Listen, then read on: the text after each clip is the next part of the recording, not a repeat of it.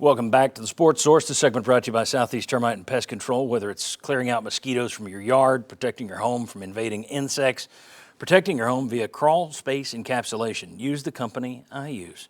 Southeast Termite and Pest Control, been doing it for more than 50 years. 1971, they first opened up, still a family-owned business. It's also the largest locally owned pest control company in all of East Tennessee. You buy with them, the dollars stay right here in East Tennessee. SoutheastTermite.com to learn more. All right, on the defensive side of the ball, there's been a lot of talk about building depth, about spreading some snaps out because they had some guys that played too many snaps last year. Brian Jean-Marie was asked about that earlier this week. Let's hear what he said. We would always like to rotate because it comes down to, freshness. In this league, we playing a quality team. Most games are going to come down to the fourth quarter. And the guys that are going to be the freshest, if it's an equal matchup, that's probably the team that's going to win or give themselves the best opportunity to win. I thought we got worn down a little bit toward the end of games, and we're going to try to obviously keep guys as fresh as possible. But we're not going to rotate just to rotate. We're going to rotate quality guys that's going to give us a chance to play good defense and win games.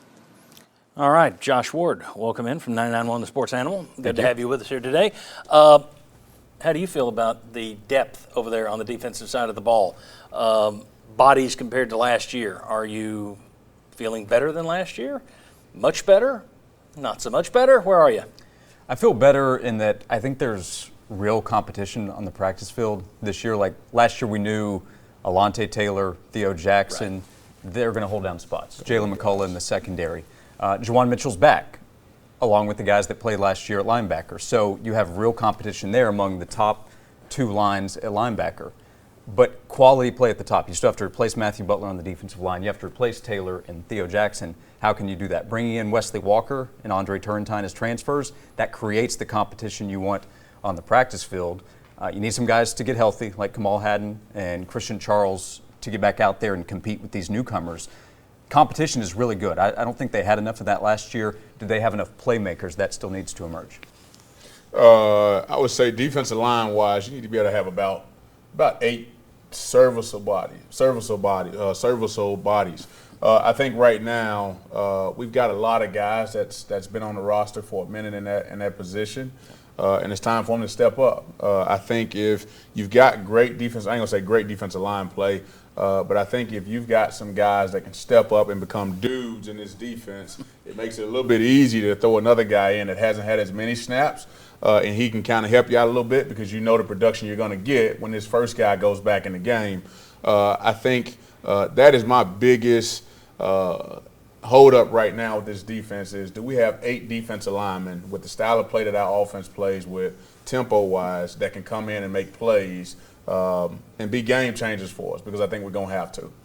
The defensive line has a lot of it's kind of like the receiver position. A lot of bodies there. I think everybody feels like it's okay, but who are the guys that are going to actually wind up in those slots? The secondary is kind of the biggest question mark coming into the season, period.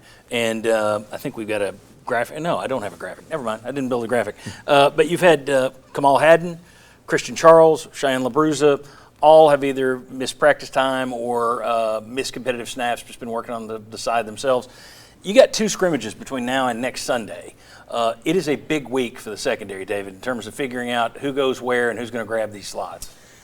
Well, I mean, just go watch the Music City Bowl. Like, that's where you're at. Without Alontae Taylor. So, you mentioned Charles, you mentioned Turrentine, all these guys. You got to figure out 2 things this week. You got to figure out, okay, who are our guys? Who do we trust, and what can we ask them to do without getting in trouble? Because you were asking guys to do things in the Music City Bowl that they could not do. We obviously saw that. So, that's what you got to figure out this week is who can we trust? Who are our guys? Because you don't have Taylor. You obviously have Flowers. You have some experience back there. But you have a bunch of guys that have some potential that can do some things, but they've done nothing. And you might believe in their, they've shown this in practice, they've shown this and that, but practice is a little different than a scrimmage, and a scrimmage is a little bit different than a game, and you can get a better feel for what you actually have in this next week. And so, it's going to be huge for those 2 reasons. Josh, thoughts on secondary? Yeah, and the secondary, I mean, we hear names like Tamari McDonald, feel good about how he's performing. Brandon Turnage, I think you should feel good that he got some experience last year. So somebody like him, Haddon, who practice, again, needs to be healthy and out there on the practice field. But guys who a year ago the staff really couldn't confidently put on the field. They might have more confidence in those guys, but playmakers, I think the same applies to the defensive line. Matthew Butler played a lot of snaps last year. Marlon, 2013, you guys, the guys that were out there played a lot of those snaps. They need those to be more spread out down to DJ Terry on the second string. Those freshmen that came in on the edge, you need to count on at least one or two of those guys. But if they're pushing Roman Harrison, if they're making Tyler Barron, that can be a win as well. One of the interesting things, I went back and looked this week because that comment talking about how the team kind of wore down as games went on, and certainly as the season went on, and I think we all feel that way. But I did think it was interesting to go back and look at the numbers. There were only 3 teams last year that scored double digits in the fourth quarter on Tennessee. One of them was Alabama, who just blew up. Georgia and Purdue, when you didn't have Alontae Taylor, and it's hard to even count the bowl games in this current situation where guys can just, I'm out, I'm holding out for the draft, et cetera. So as much as it did feel like this team, the defense would wear down because they had so many snaps, it didn't really result in fourth quarters where it was a teetotal collapse. So it'll be interesting to see moving forward in year 2 when we get a bigger sample size. Are they better off with their snaps this year, or do we see that the secondary, the defense suddenly does give up more fourth quarter points this year? Is there a change? Here's the biggest difference I think we felt as fans last year. When it was time to make stops on the defense, we couldn't get them. Yeah, third downs were and so brutal. you felt those. Even though we wasn't, there wasn't teams like you just said stat-wise that was putting up major numbers on us in the fourth quarter. I think what we felt as fans was, okay, it shouldn't even get to this position if we get stops and get off the field and get our offense back the ball. And so I think that's what we're looking more towards. Can we make those stops this year? Do we have the depth to make those stops this year? Very good. All right.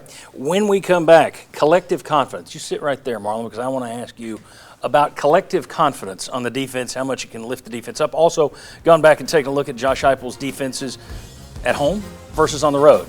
It's pretty dramatic differences. We'll discuss that next on the Sports Source.